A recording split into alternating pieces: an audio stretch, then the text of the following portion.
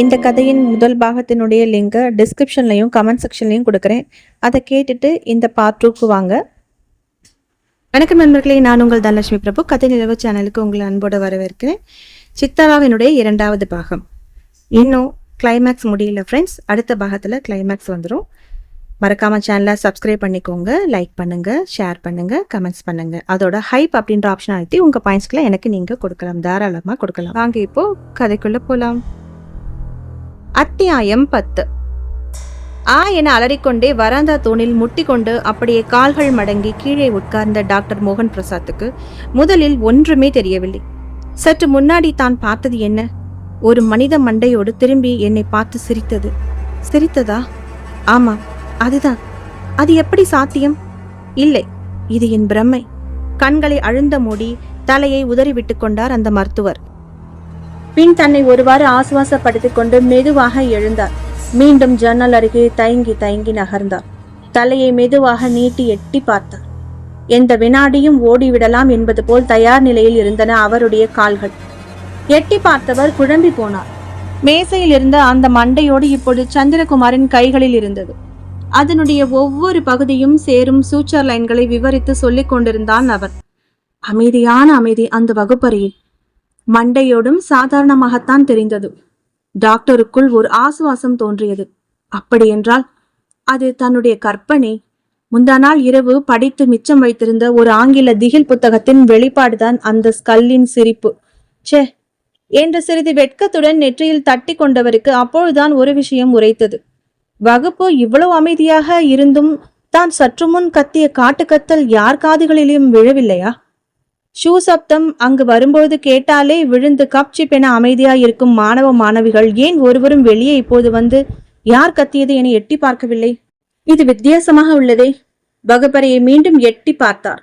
விரைத்த உடலும் சிமிட்டாத வெறித்த பார்வையுமாக அனைவரும் சந்திரகுமார் போராவையை பார்த்தவாறு பொம்மை போல் அமர்ந்திருந்தனர். மஞ்சுவும் அதில் அடக்கம். மோகன் பிரசாத்துக்கு என்னவோ வித்தியாசமாகப்பட்டது. யோசித்து யோசித்து மெதுவாக வகுப்பை கடந்தவர் ஒரு வினாடி நின்று வாசல் வழியாக வகுப்பறையை பார்த்தார். தூக்கி வாரி போட்டது அவருக்கு. மாணவ மாணவிகள் அனைவரது விழிகளும் பளிங்கு போல் வெள்ளை வெளியேர் என கருமணி இல்லாமல் கிடந்தன. வார்த்தையே வரவில்லை. தொண்டை குழியில் ஏதோ அடைத்து கொண்டார் போல தோன்ற கண்களை கசக்கி விட்டு கொண்டு பயத்துடன் இப்பொழுது பார்த்தார். இப்பொழுது அனைவரும் சாதாரணமாக பேசி சிரித்து அரட்டை அடித்துக் கொண்டிருந்தனர். சந்திரகுமாரும் தன் கையில் அந்த மண்டை ஓட்டுடன் வகுப்பறையை விட்டு வெளியே வந்து கொண்டிருந்தான். வாசலில் பேய் அடித்தது போல் நின்று கொண்டிருந்த டாக்டரை பார்த்ததும் புன்னகையுடன் குட் மார்னிங் சார் என்றான். குட் மார்னிங் தடுமாறினார் புரொஃபசர்.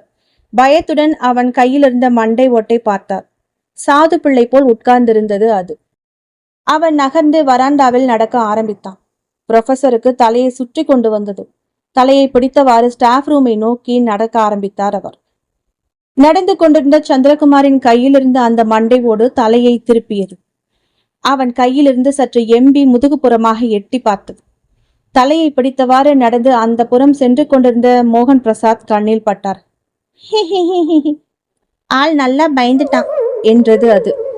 அதை பிடித்து மீண்டும் தன் கைக்குள் உட்கார்த்தி வைத்தான் சந்திரகுமார்.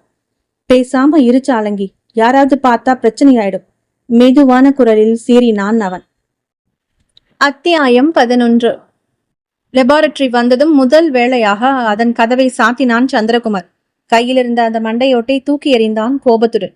அது ஹி என சிரித்து கொண்டே எம்பி எம்பி குதித்து போய் மேஜைனில் போய் உட்கார்ந்து கொண்டது. உன்னை யார் என் கூட இருக்க சொன்னது? உன்னோட பெரிய தொல்லையா போச்சு. எப்ப பாரு ஏதாவது சில்மிஷம் பண்ணிக்கிட்டே இருக்க. கிளாஸ்க்கு என் கூட வர்றேன், நீ கிளாஸ் எடுக்கிறத பார்க்கணும்னு சொன்னேன். சரி வான்னு ஒன்னு கூப்பிட்டு போனேன். ஸ்டூடெண்ட்ஸ் எல்லாம் அமைதியா கிளாஸ் கவனிக்கிற மாதிரி செய்து கொடுக்க சொன்னேன். உடனே வகுப்பையே மெஸ்மரைஸ் பண்ணி வச்சுட்ட. சரி போனா போகுது. ஆனா அந்த ப்ரொஃபசர் எதுக்காக பயமுறுத்தின? பாவம் அவரு. இந்நேரம் என்னை பத்தி என்ன நினைச்சுக்கிட்டு இருக்காரோ தெரியல. எதுக்கு இப்படி பண்ற? சொல்லு சாலங்கி. அமைதியா இருந்தா என்ன அர்த்தம்? அடிக்குரலில் சீறினான் சந்திரகுமார். மண்டையோடு எதுவும் பேசாமல் அமைதியாக இருந்தது. அதன் தலையில் தட்டினான். ஒன்றும் பேசவில்லை அது. ஏய், எங்க போய் தொலைஞ்ச? அவன் கத்தினான். முதுகுக்கு பின்னாடி இருந்து பதில் வந்தது. நான் இங்க இருக்கேன் போரா. அவன் திரும்பி பார்த்தான். எதுவும் கண்ணுக்கு தட்டுப்படவில்லை. எங்க இருக்க இப்போ? எதுக்குள்ள நுழைஞ்சு தொலைஞ்சிருக்க? அவன் எரிச்சலுடன் கேட்டான்.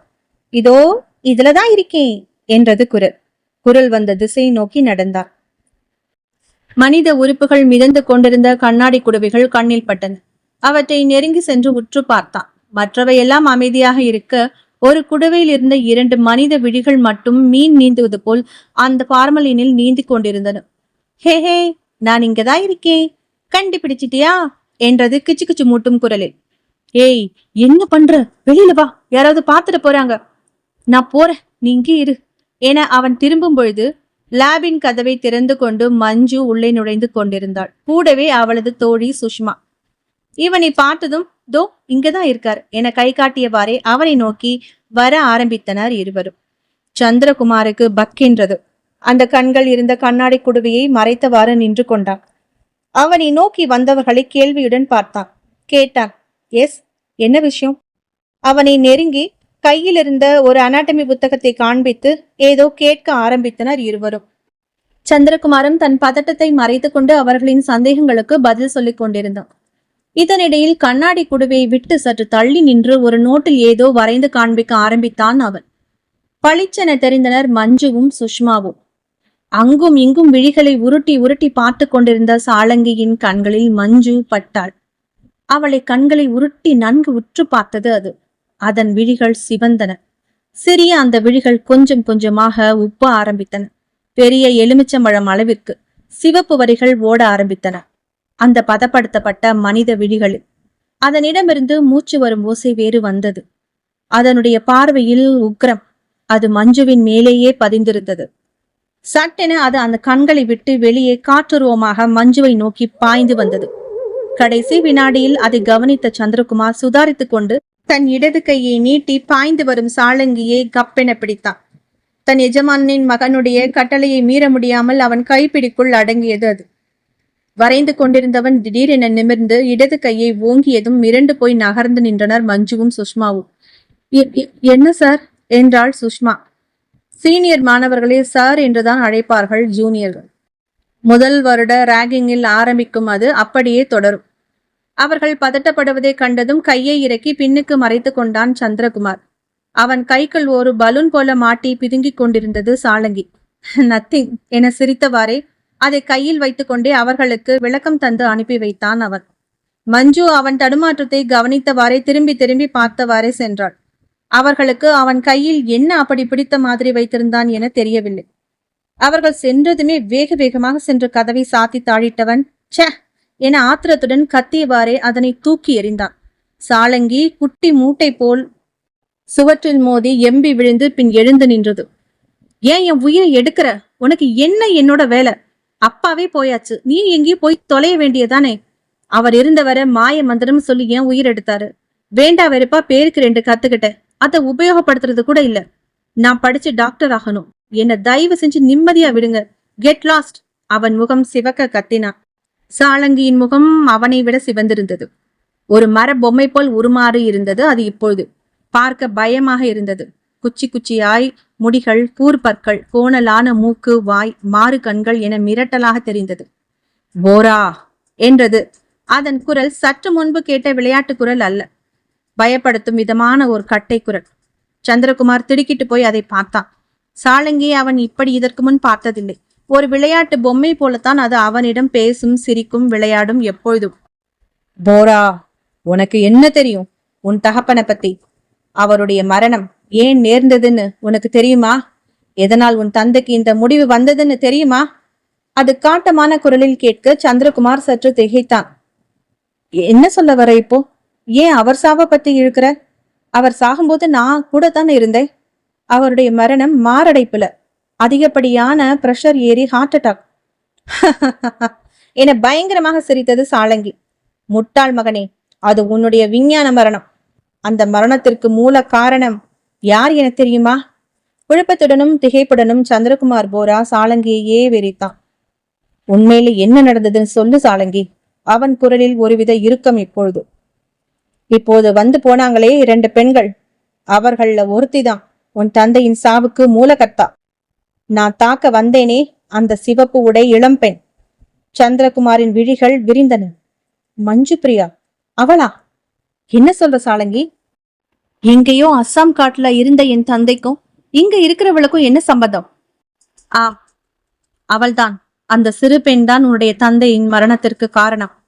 அவருடைய மரண விதை தூவப்பட்டது 4.5 வருடங்களுக்கு முன்பு. நீ இங்கு எப்பொழுது படிக்க வந்தாயோ அப்பொழுது. அது என்ன என தெரிவதற்கு முன்பு நீ ஒரு காரியம் செய்ய வேண்டும் என நிறுத்தி அவனை உற்று பார்த்தது அது. அத்தியாயம் 12. நள்ளிரவு. கல்லூரி கேம்பஸை ஒட்டி அமைந்திருந்த ஒரு கல்லறைக்கு நடந்து வந்து கொண்டிருந்தது ஒரு உருவம். இருட்டில் தட்டு தடுமாறியபடி வந்த அது தன்னுடைய போனை எடுத்து ஆன் செய்தது. ஒளியை தரையில் பாய்ச்சியது. ஒரே குத்துச்செடிகளும் புதர் செடிகளுமாக மண்டி கிடந்த ஓர் இடத்தில் அமர்ந்து பரபரவென மண்ணை தோண்டியது அது. சிறிது நேரத்திற்கெல்லாம் ஒரு கருப்பு நிற துணியால் பொதியப்பட்ட எதையோ வெளியில் எடுத்தது அந்த உருவம். அதை எடுத்துக்கொண்டு மீண்டும் மண்ணை போட்டு மூடியது அந்த இடத்தை. அந்த துணி மூட்டையை நெஞ்சோடு சேர்த்து அணைத்து கொண்டு விடுவிடுவென நடந்த அந்த உருவம் வேறு யாரும் அல்ல, சந்திரகுமார் தான். விடுதி அறையில் தன்னுடைய அறைக்குள் நுழைந்து கதவை தாழிட்டு கொண்டான் அவன். 2 பேர் தங்கும் அறை அது. கூட ஒரு மாணவனும் உண்டு. அவன் இடையில் விழித்து விடாதபடி பாலில் தூக்க மாத்திரை தந்திருந்தான் போரா. அந்த சக அறை மாணவன் நன்கு குரட்டை விட்டு உறங்கிக் கொண்டிருந்தான். அறையே இருட்டாக இருந்தது. லைட்டை போடாமல் மெழுகுவர்த்தி ஏற்றினான். ஃபேன் காற்றில் அது அணைந்து போனது. சட்டென மின்சாரம் வந்தது போல் ஒரு வெளிச்சம் அவனை சுற்றி தோன்றியது. கையில் ஓர் விளக்குடன் நின்றிருந்தது சாளங்கி.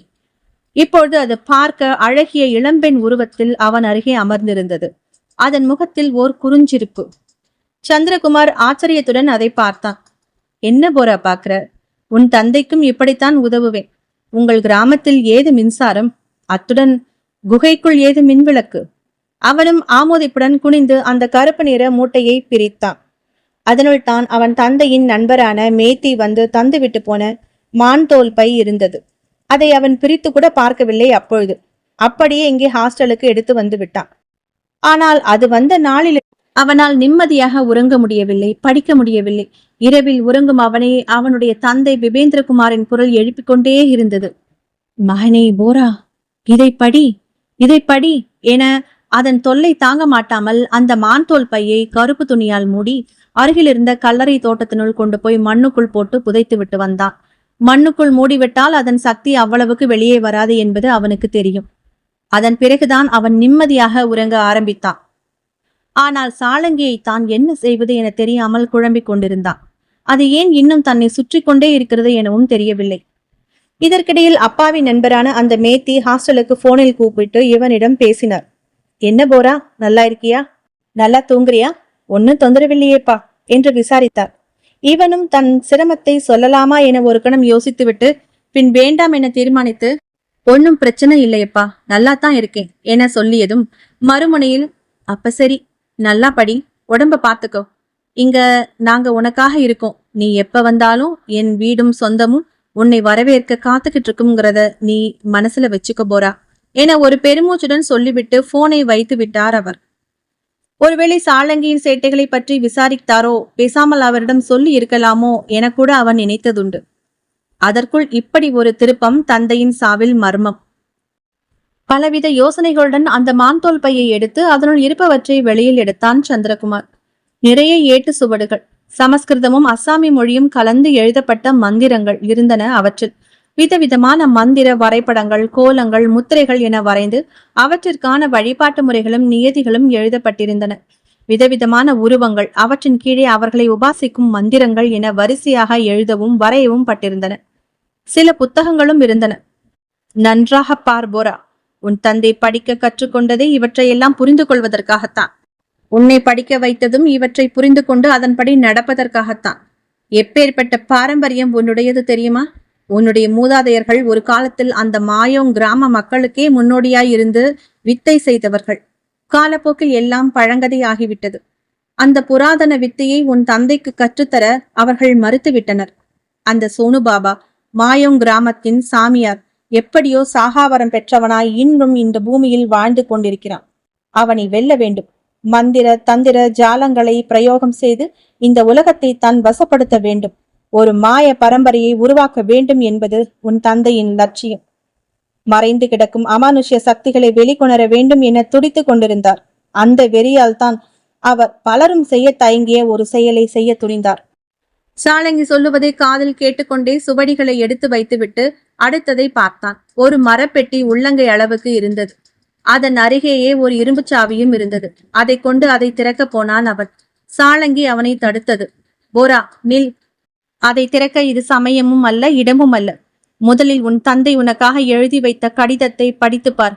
சாலங்கி சொன்னதும் அவன் அந்த பெட்டியை வைத்துவிட்டு பைக்குள் துழாவி மடக்கப்பட்டிருந்த அந்த கடித கற்றைகளை எடுத்தான். கடிதங்கள் 2, 3 என அவை வரிசை கிரமமாக எழுதி வைக்கப்பட்டு எண்கள் குறிக்கப்பட்டிருந்தன. 1 என்று குறியிட்ட கடிதத்தை எடுத்து வாசிக்க ஆரம்பித்தான். சுமார் 4.5 வருடங்களுக்கு முந்தைய கடிதம் அது. மறைந்த தந்தையின் எழுத்துக்கள். அவன் விழியின் ஓரம் நீர் துளிர்த்தது. உருட்டு உருட்டான அசாமி பாஷை. மனதுக்குள் படிக்க ஆரம்பித்தான் சந்திரகுமார். மகனே சந்திரா, நீ இந்த கடிதத்தை தொடுகிறாயானால் நான் இப்பூமியில் உயிருடன் இல்லை என அர்த்தம் என ஆரம்பமே மிரட்டியது.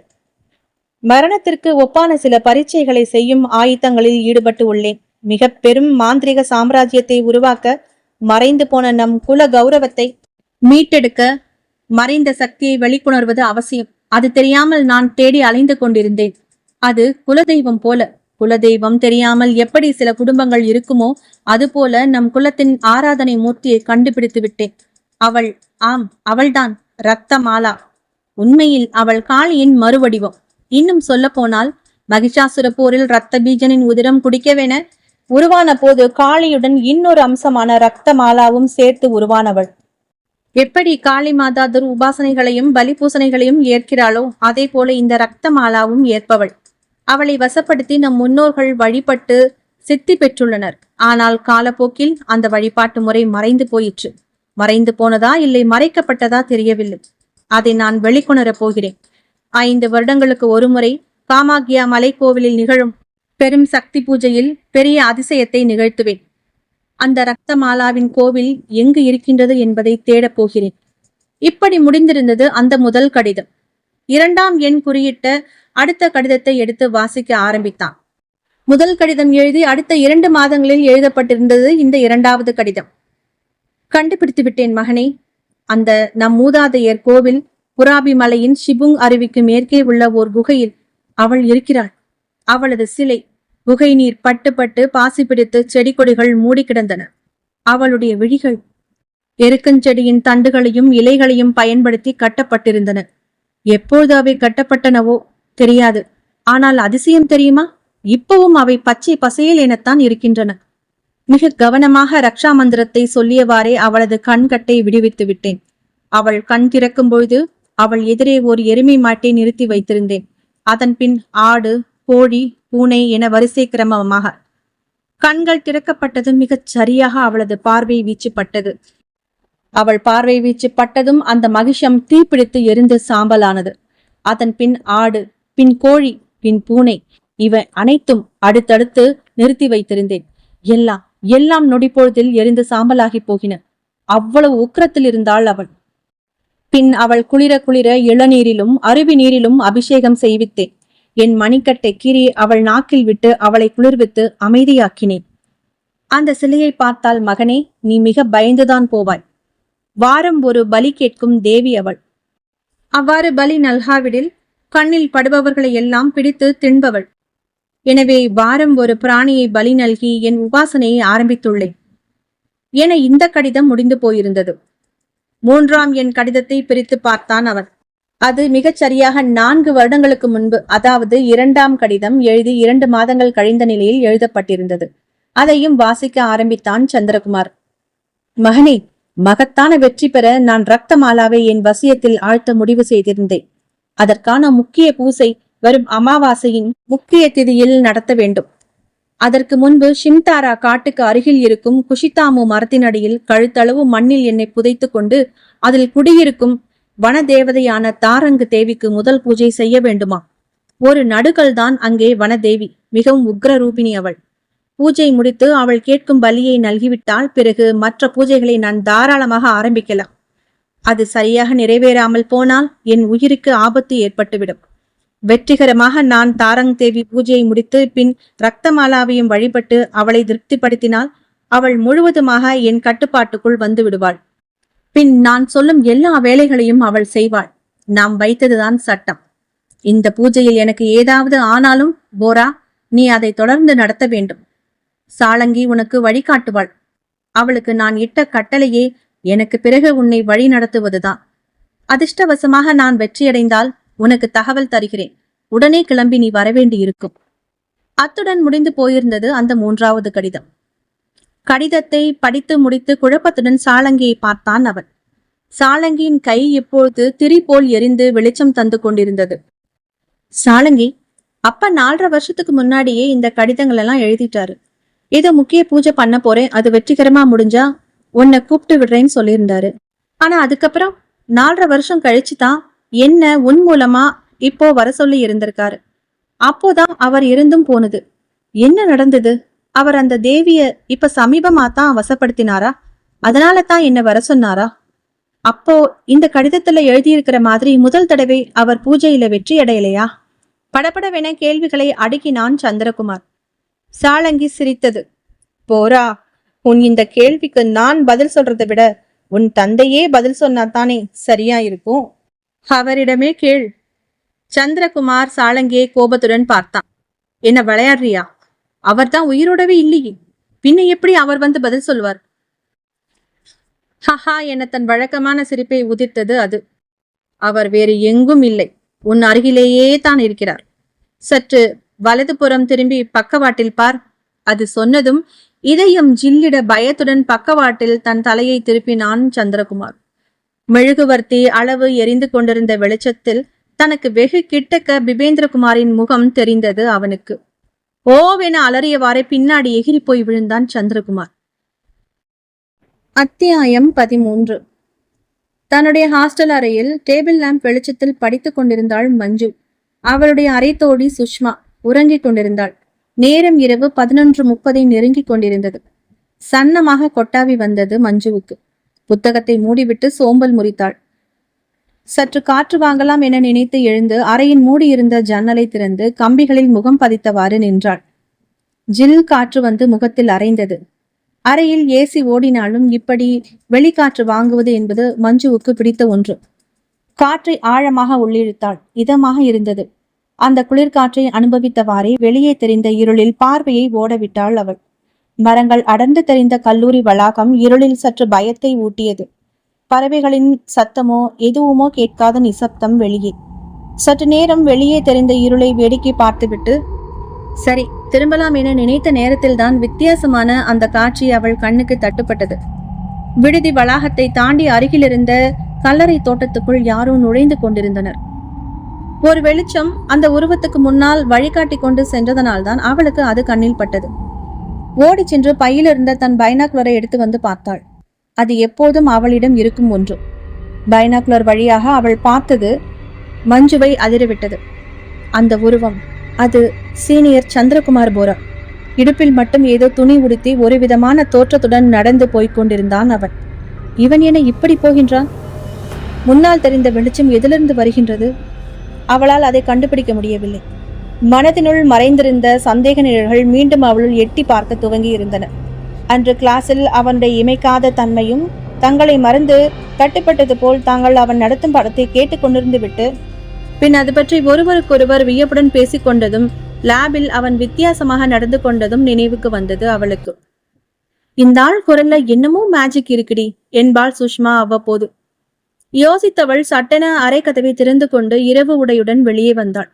ஹாஸ்டலின் வராந்தா முழுவதும் ஒரே நிசப்தம், இருட்டு வேறு. மெல்ல மெல்ல படிகளில் இறங்கி வாசலுக்கு வந்தாள். செக்யூரிட்டி அவருடைய கூண்டுக்குள் விழித்தவாறு போனை பார்த்து கொண்டிருந்தார். அப்படியே பின்னுக்கு திரும்பி ஹாஸ்டலை சுற்றி கொண்டு நடந்தாள். ஹாஸ்டல் சுவரின் பின்புறம் நிறைய மரங்கள் தாழ்ந்து வளர்ந்திருந்தன. விறுவிறுவென ஒரு குட்டை மரத்தில் ஏறி சுவருக்கு மறுபுறம் குதித்தாள். இருட்டில் விடுவிடுவென நடந்து விடுதியின் பின்புறத்தை அடைந்தாள். அதுவரை விடுதியின் வெளி விளக்கு வெளிச்சம் இருந்தது. ஆனால் அதன் பிறகு சுத்தமாக வெளிச்சமே இல்லை. சற்று முன் தான் சந்திரகுமாரை பார்த்த இடத்திற்கு வந்து நின்றாள். சுற்றுமுற்றும் பார்த்தாள். எங்கே போய்விட்டான்? யோசிப்புடன் இருந்தவள் காதுகளில் திடீரென அந்த சத்தம் கேட்டது. யாரோ என்னவோ முனங்களாக பேசும் குரல். காதுகளை கூர்மையாக்கி சப்தம் வந்த திசையை நோக்கி நடக்க ஆரம்பித்தாள் மஞ்சு. மெல்லிய ஊளை சத்தத்துடன் காற்று வீச தொடங்கியது. நாய்களின் உலை சத்தம் காதுகளில் விழுந்து மிரட்டியது. ஆனால் அதை பொருட்படுத்தாமல் பதுங்கி பதுங்கி இருளில் நடந்து கொண்டிருந்த அவளின் பின்னால் மிதந்தவாறு பின்தொடர்ந்து கொண்டிருந்தது சாளங்கி. அதன் உதட்டில் ஓர் குரூர புன்னகை. அத்தியாயம் 14. சத்தம் எங்கிருந்து வருகின்றது என உன்னிப்பாக கவனித்தவாறே நடந்தவள் ஓர் இடிந்து கிடந்த வீட்டை பார்த்தாள். சத்தம் அதிலிருந்துதான் வந்து கொண்டிருந்தது.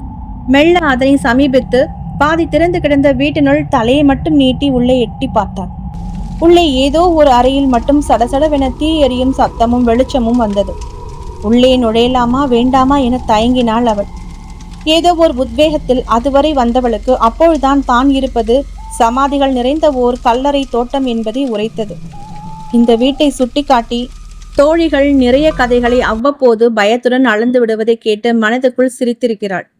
அவள் வரையில் ஆவி பேய் என்பது பயப்படக்கூடிய விஷயமில்லை அல்லவா? உண்மையில் துராத்மாக்கள் தாங்கள் நினைத்ததை சாதிக்க என்னவெல்லாம் செய்யும் என பாவம் அவள் அறிவாள் இல்லை. இப்பொழுது இந்த நிசப்தமான அமானுஷ்ய சூழல் ஏனோ அவளுக்குள் பீதியை மூட்டியது. ஆனாலும் உள்ளே இருந்து கேட்ட சில குரல்களும் உரையாடல்களும் அவளை தடுத்து நிறுத்தின. ஏதோ புரியாத பாஷை என புரிந்தது அவளுக்கு. உள்ளே இருப்பது சந்திரகுமார் என்றால் நிச்சயம் அது அஸ்ஸாமி மொழியாகத்தான் இருக்கும். யாரிடம் பேசுகிறான் என எண்ணியவாறே உள்ளே நுழைந்து கூடத்தை கடந்து எட்டி பார்த்தவளுக்கு தூக்கி வாரி போட்டது. திக்கென அதிர்ந்தவாறு நின்றிருந்தாள்.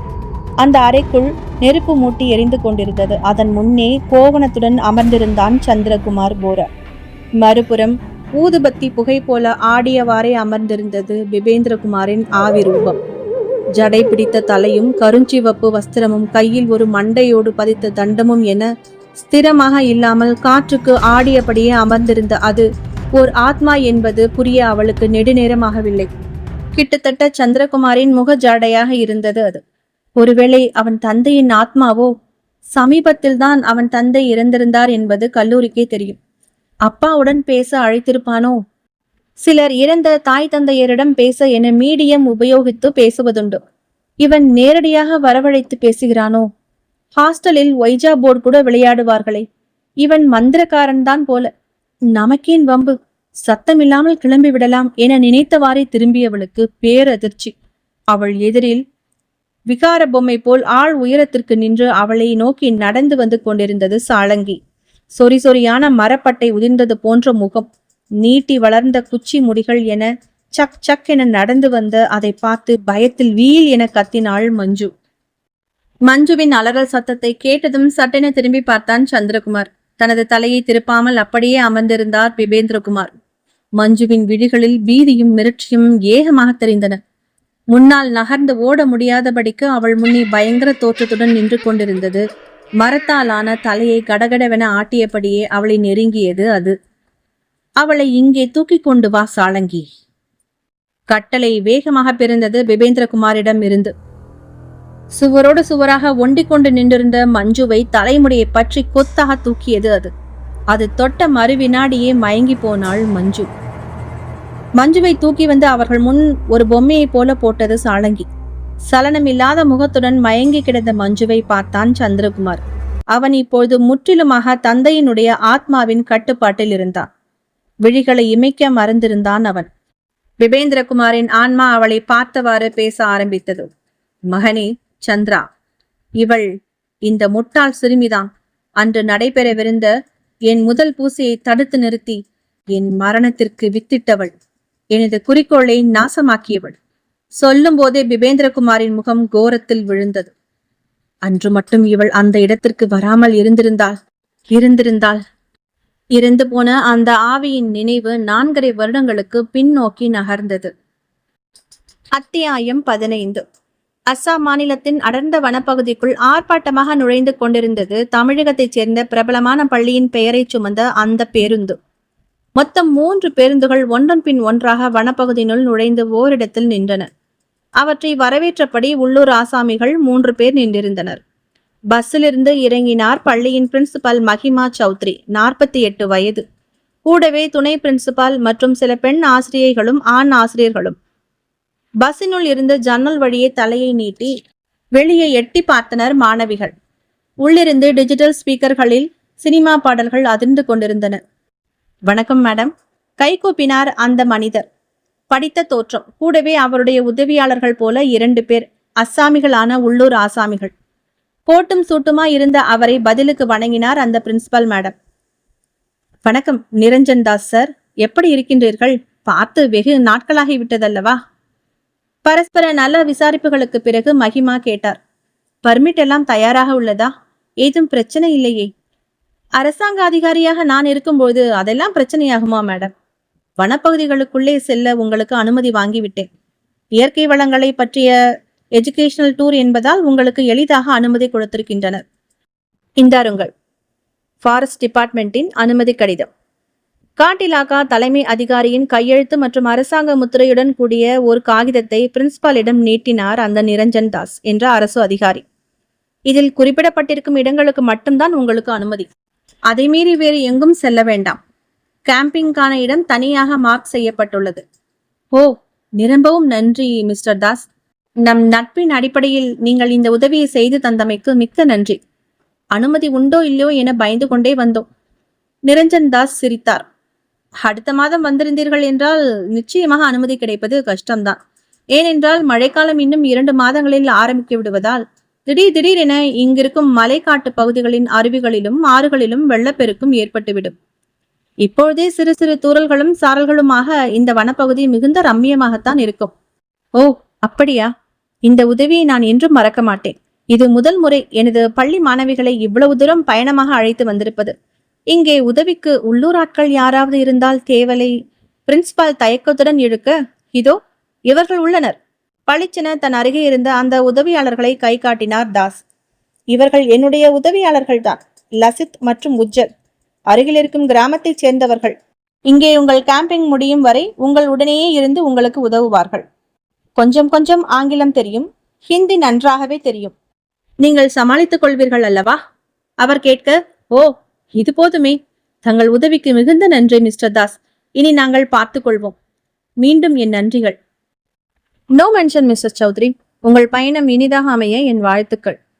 கை கூப்பி விட்டு தன் அரசாங்க ஜீப்பில் கிளம்பிவிட்டார் அந்த Niranjan Das. Thank you so much sir என கூச்சலிட்டவாறே மகிழ்வுடன் அவருக்கு கை அசைத்தனர் மாணவிகள் அனைவரும். கேர்ள்ஸ் கீப் குயட் என அவர்களை அடக்கிவிட்டு தன் முன்னால் நின்றிருந்த அந்த ஆட்களை ஏறிட்டார் மகிமா சௌத்ரி. ஹிந்தியில் பேசினார். இந்த பகுதியில் வனவிலங்குகளால் எந்த ஒரு ஆபத்தும் இல்லையே. வன இலாக்கா அதிகாரிகள் சொல்லி இருக்கிற இடங்கள்ல அவ்வளவா விலங்குகள் நடமாடுறது குறைவுதாங்க மேடம். இன்னும் உள்ள போக போக மரங்களின் அடர்த்தி அதிகமாகத்தான் பிரச்சனை. அதிலும் இரவு நேரங்கள்ல நடமாட்டம் அதிகமா இருக்கும். என்ன மாதிரியான மிருகங்கள்? பயம் என்ன கேட்டார் மகிமா. காண்டா மிருகம், நீர் யானை, யானைகள், கரடி, காட்டு எருமைகள், காட்டு பூனைகள், காட்டு மாடுகள், ஓநாய்கள், சில நேரம் புலி கூட வரும். அரசாங்கம் காடுகளில் புலிகளின் எண்ணிக்கையை கூட்ட குட்டிகளை கொண்டு வந்து விட்டிருக்கின்றது. ஐயோ என்றனர் சக ஆசிரியர்கள் இருவர். பயப்பட வேண்டாம், அவைகள் தங்களுடைய எல்லைகளை தாண்டி வராதுகள். நீங்கள் பயப்பட வேண்டாம். ஒருவன் சொல்ல, அப்பாடா என ஆசுவாச பெருமூச்சு விட்டனர் அனைவரும். அடுத்த 5 நிமிடங்களுக்கெல்லாம் அந்த உள்ளூர் ஆசாமிகளை ஏற்றிக்கொண்டு சுற்றுலா பேருந்துகள் புகையை மிதமாக கக்கியவாறு புராபி மலைக்காட்டில் ஏற ஆரம்பித்தன. சந்திரகுமாரின் தந்தை உலாவும் அதே மலைக்காடுதான் அது.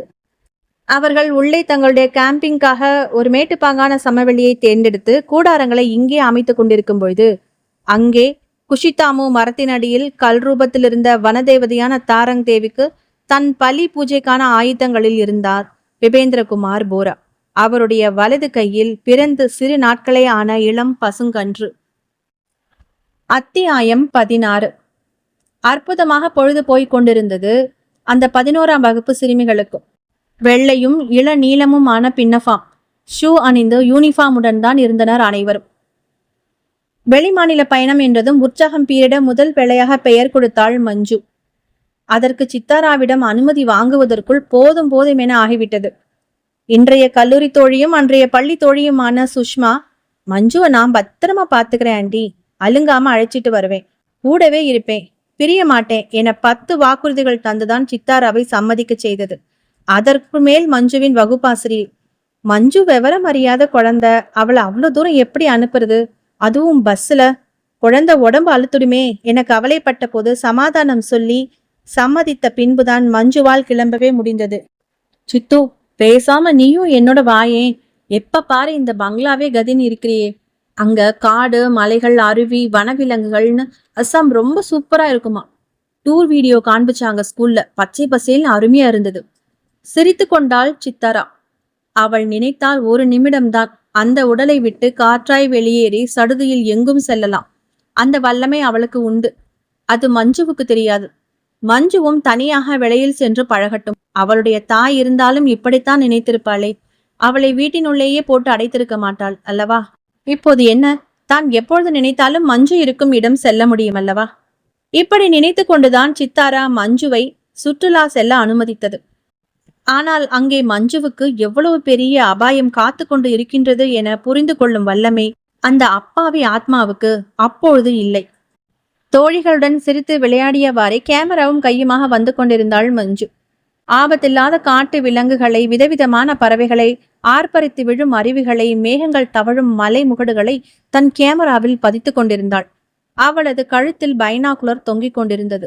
எவ்வளவு தூரத்தில் இருக்கும் காட்சிகளையும் மிக துல்லியமாக காட்டிவிடும் அந்த வெளிநாட்டு தொலைநோக்கி. ஆசிரியர் மற்றும் ஆசிரியைகள் புடைசூழ பிரின்சிபால் மகிமாவும் தொடர மாணவிகள் அனைவரும் வரிசை கிரமமாக தோழிகளுடன் வேடிக்கை பார்த்தவாறே சலசலத்தவாறே வந்து கொண்டிருந்தனர். மஞ்சுவும் சுஷ்மாவும் சற்று பின்தங்கி வந்து கொண்டிருந்தனர். அந்த கூட்டத்தை வழிநடத்தி கூட்டிக் கொண்டு போய் கொண்டிருந்தனர் உள்ளூர் கிராமவாசிகளான 35 வயது லசித் மற்றும் உஜ்ஜல். வெளிர் பருத்தி சட்டையும் வேஷ்டியும் அணிந்து கழுத்தில் மெல்லிய துண்டுகளை சுற்றி இருந்தனர். குளிருக்கு இதமாக மஃப்ளர் அணிந்திருந்தனர் அந்த இருவரும். ஓரிடத்தில் பாறைகளின் மேல் அங்கங்கே அமர்ந்து கேம்பிங்கில் தயாரிக்கப்பட்டிருந்த மதிய உணவை மதியம் 3 மணிக்கு சாப்பிட துவங்கினர் அனைவரும். லசித் மற்றும் உஜ்ஜல் இருவரும் தங்களுக்கு தரப்பட்ட உணவை சாப்பிட துவங்கினர். உண்டு முடித்து அருகிலிருந்த ஓடையில் கை கால் அலம்பிவிட்டு நிமிர்ந்த அவர்களின் கண்களில் திடீரென ஒரு மாற்றம். சற்று தொலைவில் புராபி மலையின் காட்டு பகுதிக்கு மேலே ஒரு சாம்பல் நிற மழை மேகம் மட்டும் வட்ட வடிவில் சுழன்று கொண்டிருந்தது. அதனுடைய மேகத் துணுக்குகளிடையே மட்டும் சிவப்பு நிற மின்னல் வெட்டி கொண்டிருந்தது. மழை வருவது போல் கருங்கும் என்று இருட்டி கொண்டும் வந்தது. இருவரும் ஒருவர் முகத்தை ஒருவர் பார்த்து கொண்டனர். இனிமேல இங்கிருக்க கூடாது, கிளம்பணும் என்ற லசித் உடனே பிரின்சிபல் மகிமா சௌத்ரியை நோக்கி ஓடினார்.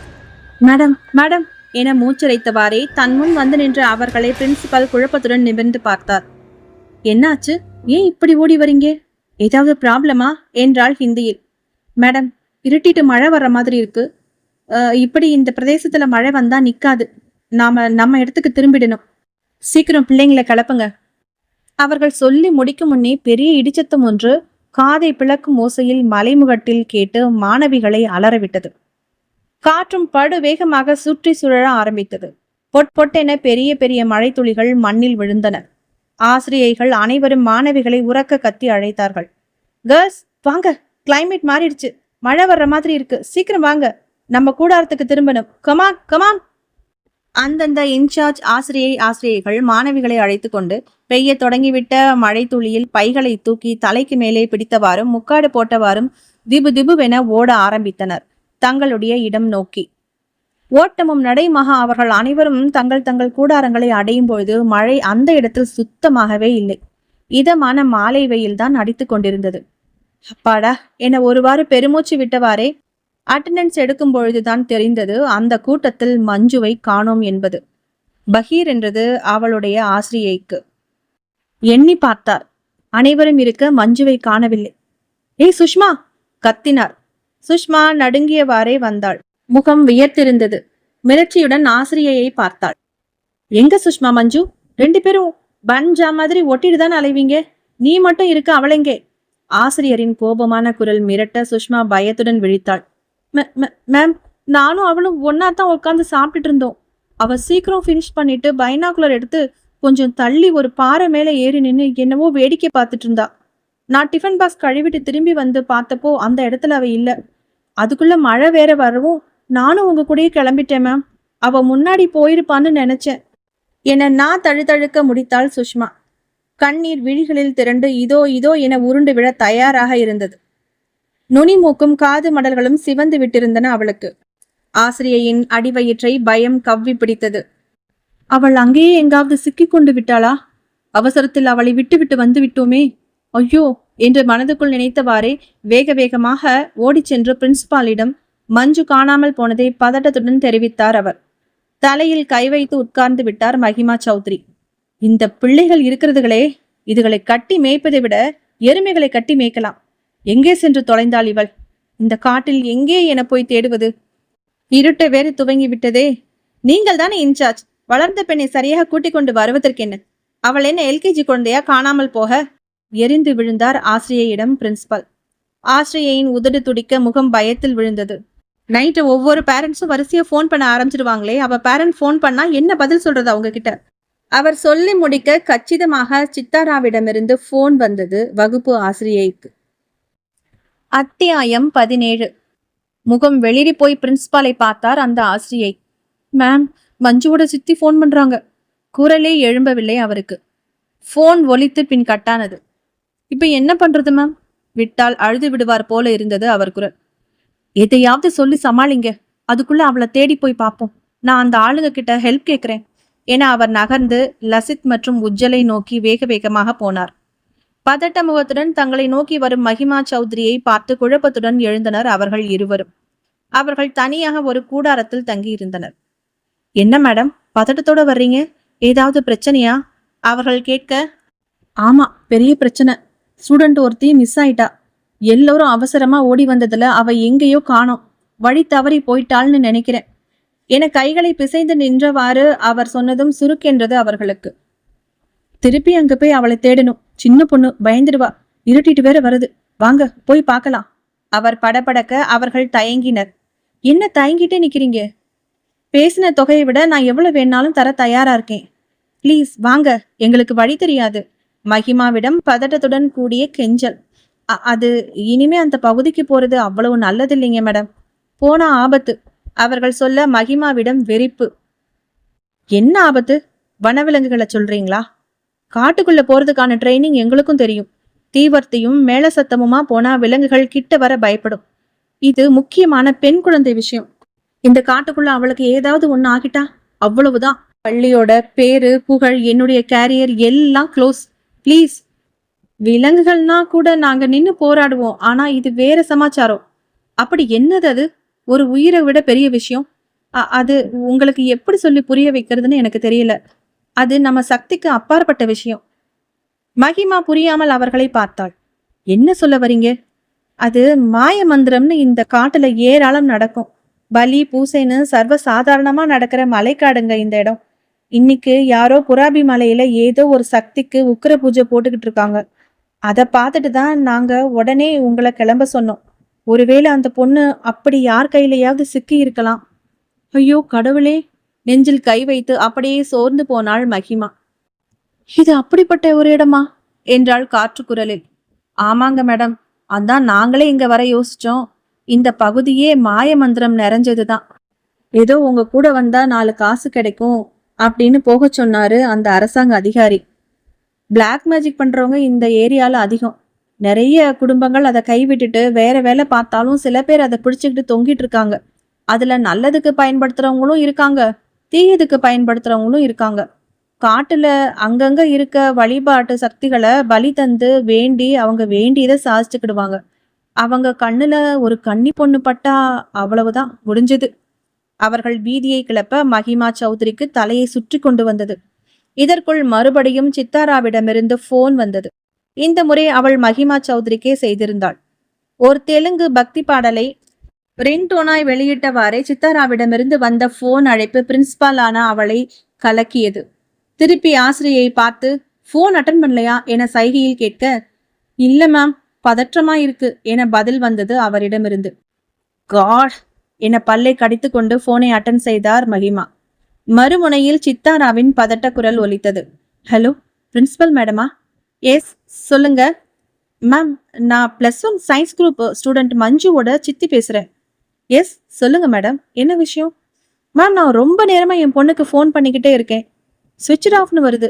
சக தோழிகளுக்கும் ஃபோன் பண்ணேன், யாருமே அட்டன் பண்ணல. கிளாஸ் மிஸ் கூட ஃபோன் எடுக்கலையே. Anything wrong? மஞ்சு எங்கே? அவள்கிட்ட கொஞ்சம் ஃபோனை கொடுங்களேன். மகிமா சௌத்ரிக்கு வியர்த்து கொட்டியது. என்ன ஒரு இக்கட்டான வேலை. பெண்ணை காணோம். இன்னும் அவள் எங்கே, என்ன ஆனது என தேடக்கூட இல்லை. இதற்குள் மூக்கு வியர்த்தது போல் வீட்டிலிருந்து போன். என்ன செய்வது? கேடு கொண்டலவாடா, என்னை காப்பாத்துப்பா, நடந்தே உன் சன்னதிக்கு வர்றேன்.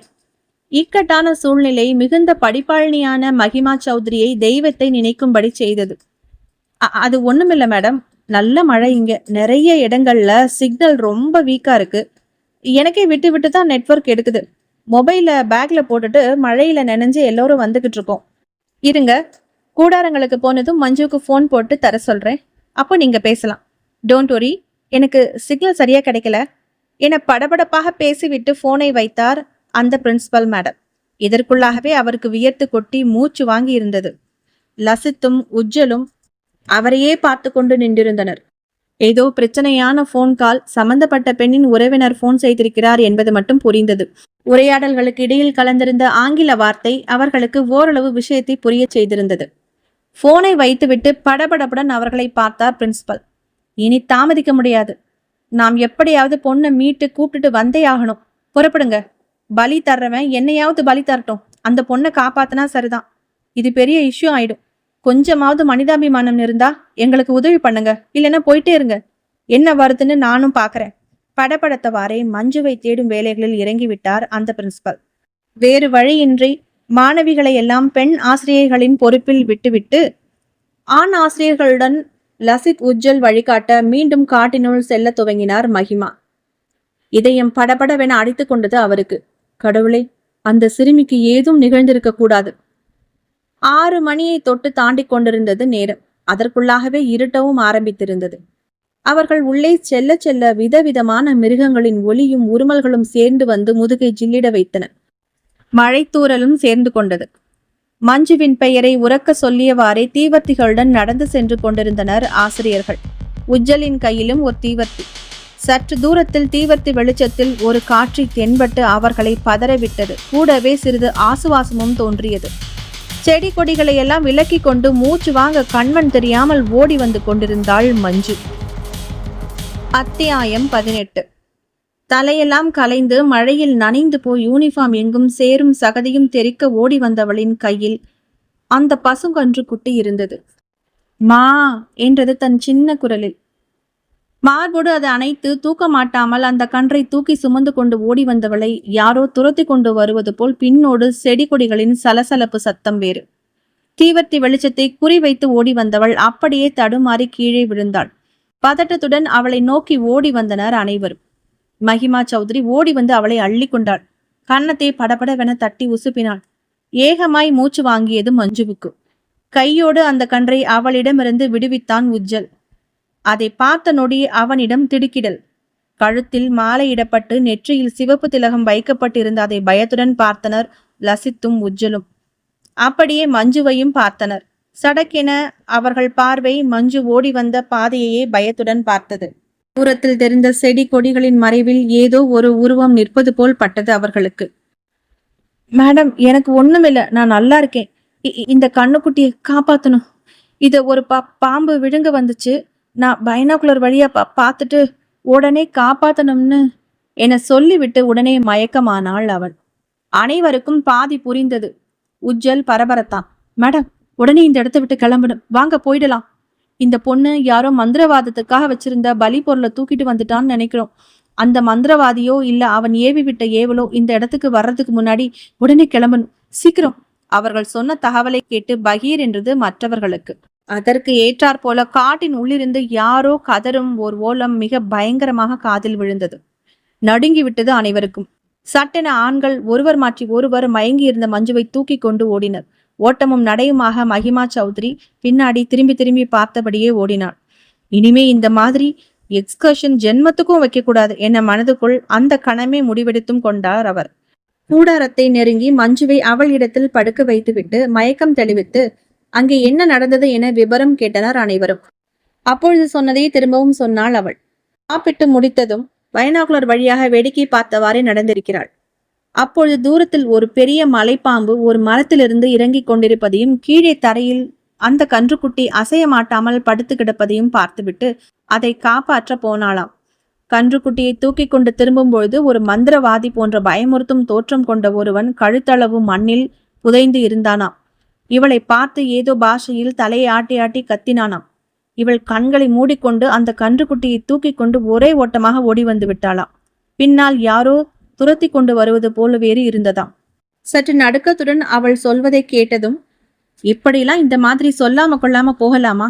அதுவும் முன்பின் தெரியாத ஒரு காட்டுக்குள்ள எங்க கிட்ட சொல்றதுக்கு என்ன? இது வனப்பகுதி. இந்த மாதிரி மலைப்பாம்பு ஆட்டையோ மாட்டையோ முழுங்குறதெல்லாம் சர்வ சாதாரணம். அது உன்னை முழுங்க வந்திருந்தா என்ன ஆகுறது? இப்படியா இத்தனை பேரையும் கஷ்டப்படுத்துவ? அவ்வளவுதான், நாளைக்கு காலையிலேயே இந்த இடத்த விட்டு உடனடியா கிளம்புறோம். போதும் நீங்க இங்க என்ஜாய் பண்ணது. அப்பப்பா, உயிர் போய் உயிர் வந்துடுச்சு எனக்கு. மஹிமா சௌத்ரி கடிந்து கொண்டார். மேம், கோரஸாக கத்தினார்கள் மாணவிகள். அதான் மஞ்சு வந்துட்டாளே, உள்ள ஃபால்ஸ் எல்லாம் இருக்கு மேம். Please ma'am. எனஃப், இனிமே நான் ரிஸ்க் எடுக்க தயாரா இல்லை. இந்த வனப்பகுதியே ஒரு மாதிரி வித்தியாசமா இருக்குது. நாளைக்கு போபிதாரா வனவிலங்கு சரணாலயம் போறோம். அங்க பார்க்க நிறையவே இருக்கு. பக்கத்திலே நிறைய நீர்வீழ்ச்சிகளும் இருக்கு. அப்படியே பிரம்மபுத்திரா நதியில படகு சவாரியும் இருக்கு என்றதும் ஹோவென மாணவிகளின் உற்சாகம் கரை புரண்டோடியது. அது மஞ்சுவையும் தொற்றிக்கொண்டு சற்று முன் அவள் அனுபவித்த பார்த்த அத்தனை திகில் நிகழ்வுகளையும் மறக்கடித்தும் விட்டது. அவள் காப்பாற்றி தூக்கி கொண்டு வந்திருந்த அந்த கன்றுக்குட்டியை கூடாரத்தின் அருகே ஒரு பாறை அருகே கட்டி போட்டிருந்தனர். அதனை மாணவிகள் கூட்டம் மொய்த்து கொண்டு கொஞ்சிக் கொண்டிருந்தனர். எதையோ சாப்பிட கொடுத்து கொண்டிருந்தனர். அது அதை சாப்பிடாமல் மா என கத்திக்கொண்டே இருந்தது. ஏய் கேர்ள்ஸ், அது பிறந்து கொஞ்ச நாள் தான் ஆன இளங்கன்று. அது தாய்கிட்ட பால் குடிக்கிற குழந்தை. அதை கொஞ்சரோம்னு நசுக்கியே கொன்னுடாதீங்கடி. கத்தி அவர்களை விரட்டி கொண்டிருந்தனர் ஆசிரியைகள். ஆனால் கொஞ்ச நேரத்திற்கு எல்லாம் மா என பெருங்குரல் எடுத்து கத்தியவாறே தாய் பசுவும் கன்றை தேடிக்கொண்டு வந்ததுதான் ஆச்சரியம். அதன் குரலை கேட்ட மாத்திரத்தில் அதுவரை சோர்வாய் படுத்திருந்த அந்த கன்றும் துள்ளி கொண்டு தாயை நோக்கி ஓட பாய்ந்தது. வேக வேகமாக பாய்ந்து வந்த பசுமாட்டை பார்த்ததும் அலறிக்கொண்டு சிதறி ஓடினார்கள் மாணவிகள். சத்தம் கேட்டு மஞ்சுவும் வெளியே வந்தாள். சிறிது வெளிச்சமும் நிறைய இருட்டமாக இருந்த அந்த கூடார சமவெளியில் தாய் பசுவும் கன்றும் சேர்ந்த காட்சி அவள் மனதை கசிய வைத்தது. அவளுக்கு உடனே சித்தாராவின் நினைவு வந்தது. உள்ளே ஓடிச் சென்று உடனே போனை எடுத்து ஆன் செய்தாள். மொபைல் சார்ஜ் இன்றி ஆஃப் ஆகி இருந்தது. பவர் பேங்கில் போட்டு காத்திருந்து போன் செய்தாள். மறுமுனையில் ரிங் போனது போய்கொண்டே இருந்தது. சித்தாரா போனை எடுக்கவே இல்லை. மணி 7 நெருங்கி கொண்டிருந்தது. ஏன் எடுக்கவில்லை? இந்நேரம் தூங்க மாட்டார்களே. யோசிப்புடன் போனை வைத்தாள். சித்து, நான் உன் கூட பேசணும், போன் பண்ணு என வாய்ஸ் மெசேஜ் போட்டுவிட்டு காத்திருந்தாள் அவள். ஆனால் இரவு 10 மணி ஆகியும் சித்தாராவிடமிருந்து எந்த பதிலோ போன் காலோ வரவில்லை. குளிரும் மழை சாரலுமான அந்த இரவில் யோசிப்புடனேயே உறங்கி போனாள் மஞ்சு. அத்தியாயம் 19. புராபி மலையில் இருந்த அந்த குகைக்குள் வெறி பிடித்த ஒரு வேங்கியை போல உருமியவாறே உருண்டு கொண்டிருந்தான் பிபேந்திரகுமார் போரா. ஆமாம், உருண்டுதான் கொண்டிருந்தான். அவனால் சில மாசத்திற்கு நடக்க முடியாது. தாரங் தேவிக்கு பலி தந்து அவளை தன் வசப்படுத்த செய்த பலி பூஜையில் மிகப்பெரிய தவறு ஏற்பட்டிருக்கின்றது. பூஜையெல்லாம் வயனமாக முடித்து அந்த கன்றுக்குட்டியை மலைப்பாம்பு ரூபத்தில் அவள் வந்து விழுங்கு போகும் சமயம் எங்கிருந்தோ ஒரு சிறுமி வந்து அந்த கன்றை தூக்கி கொண்டு ஓடியே போய்விட்டாள். மண்ணுக்குள் புதைந்து கண்கள் மூடி தியானத்தில் இருக்கும் பொழுது சடுதியில் இது நேர்ந்து விட்டது. சாளங்கிதான் பார்த்துவிட்டு கத்தியது. அவளை பிடித்து கொண்டு வர அதனை ஏவி விட்டும் பயனில்லை. அவள் தப்பிவிட்டாள். அதற்குள் ஆட்கள் வந்து அவளை மீட்டு கொண்டு போய்விட்டனர். தன்னாலும் அவளை பிடிக்க முடியவில்லை.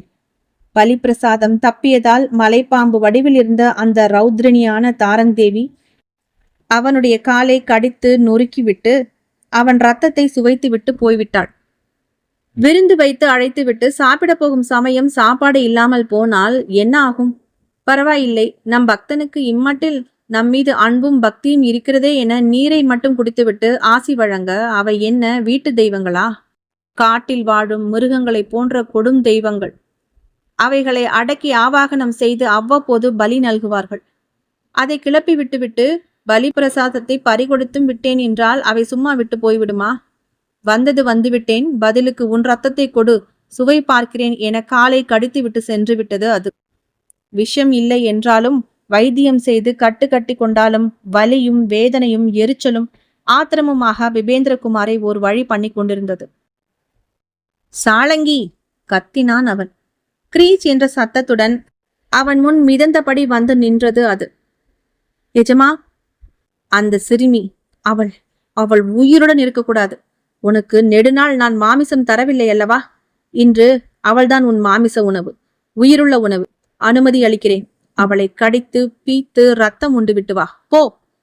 அவர் ஆங்காரத்துடன் கட்டளையிட்டதும் குஷி பீத்து கொள்ள உய் உய் என்ற சத்தத்துடன் பறந்து சென்றது அந்த ஏவல் பிசாசு. படுவேகமாக காடு மலைகளை தாண்டி நள்ளிரவு நேரம் மஞ்சு தங்கி இருக்கும் கூடாரத்தை அடைந்தது. நிறைய கூடாரங்கள் இருந்தன. அவற்றில் எதில் அந்த சிறுமி இருக்கிறாள்? சற்று யோசித்து விட்டு உற்று பார்த்தது சாலங்கி. 4வது வரிசையில் 3வதாக இருந்த கூடாரம் இருட்டில் பளபளத்தார் போல தோன்றியது அதற்கு. ஹா, அங்கேதான் இருக்கிறாள் அவள். அந்த சிறுமியின் உடல் நல்ல பளபளப்பான இரத்த தேகம், ஊட்டமான மாமிசம். கடித்து தின்ன எவ்வளவு சுவையாக இருக்கும். வாயில் நீர் ஊற காத்திருந்தது அது. எப்படி அவளை வெளியே வரவழைப்பது? யோசனையுடன் இருந்த அதற்கு அதிர்ஷ்டம் அடித்தார் போல ஆசிரியை ஒருவர் இயற்கை உபாதைக்காக எழுந்து கூடாரத்தை விட்டு வெளியே வந்தார். சரக்கின அவர் உடலில் போய் புகுந்து கொண்டது சாலங்கி. ஆசிரியையின் விழிகள் வெள்ளை விளையர் என மாறின. தலையை மட்டும் பின்னுக்கு திருப்பி ஈவில் டெட் படத்தில் வருவது போல் நடந்து கூடாரத்தை நெருங்கியது அது.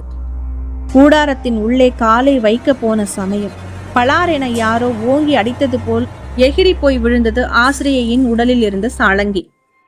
திகைப்பும் ஆத்திரமுமாக எழுந்து திரும்பி அது அதிர்ந்து போனது. மஞ்சுவின் கூடாரத்தின் வாசலில் வெளிரிய முகமும் உடலுமாக வெண்ணிற புடவையில் ஆவி ரூபமாக நின்று கொண்டிருந்தாள் சித்தாரா. அவளுடைய விழிகள் 2 முழுமையான கருமை நிறத்தில் இருந்தன. நீண்ட கூந்தல் காற்றில் அலையலையாய் மிதந்து ஆடிக்கொண்டிருந்தது.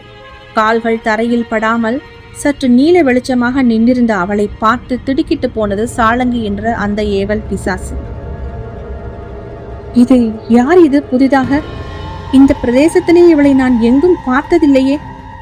கேள்வி மனதினுள் ஒடுங்கியது சாலங்கிக்கு. நண்பர்களே, இதனுடைய இறுதி பாகம் கூடிய சீக்கிரத்துல பதிவிடுகிறேன். அதுவரை கதை நிலவோடு இணைந்திருங்கள். நன்றி, வணக்கம்.